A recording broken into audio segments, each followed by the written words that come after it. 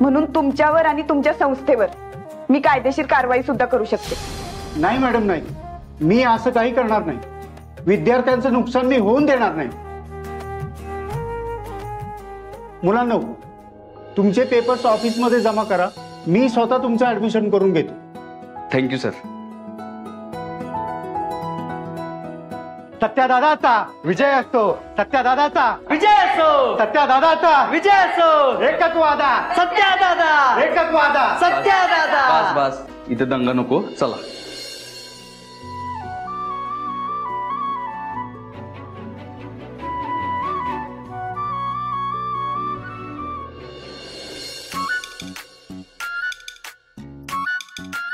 उपास सोडताय का? नाही, माझा नाही उपास. तो नाही, हा मुख्याचा जो उपास आहे तो सोडा आणि मुद्द्याचं बोला. वकील साहेब, म्हणजे काम काय होतं माहित आहे का? हा बघा, आता मंजूच्या आणि सत्याच्या घटस्फोटाला काही लय दिस राहिले नाही. ती आता 15 दिवसात त्यांचा घटस्फोट होणार आहे आणि झालाच पाहिजे हो, इश्याच नाही. कारण त्या सत्याने लई त्रास दिलाय हो मला. लय म्हणजे लय त्रास दिलाय. माझ्या लेकाला, एकुलत्या एक लेकाला, त्याला बी लय त्रास दिलाय. जेव्हा बघल तेव्हा आहेच.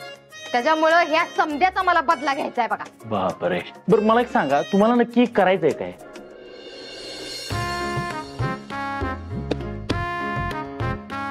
पोट दुखतंय? पोटगी पोटगी. वकील साहेब, मेन मुद्दा काय आहे माहित आहे का? कसं आहे, आमच्या मंजूला सत्याकडनं बक्कळ अशी पोटगी मिळाली पाहिजे. त्याचबरोबर त्याच्या इस्टेटीमध्ये हिस्सा बी मिळाला पाहिजे. आणि ही समजाय का नाही, त्या सत्यानी काही एक शब्द न काढता त्याच्या मनाने गपचीप समद मंजीला दिलं पाहिजे. असं काय तर करावं.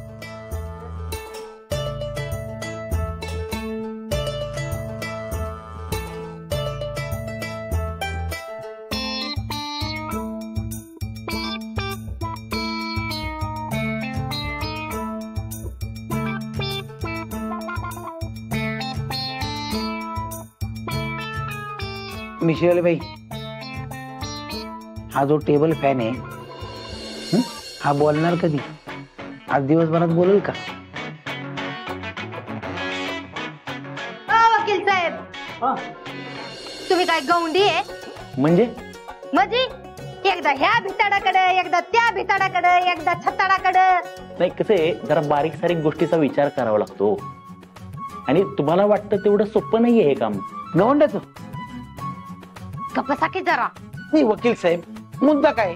घटस्फोट. घटस्फोट मिळवून द्यायचा तर पोरगी पण मिळवून द्यायची. इतकं सोपं असतं इथे. त्यासाठी असं एवढं टेबल फॅन करायची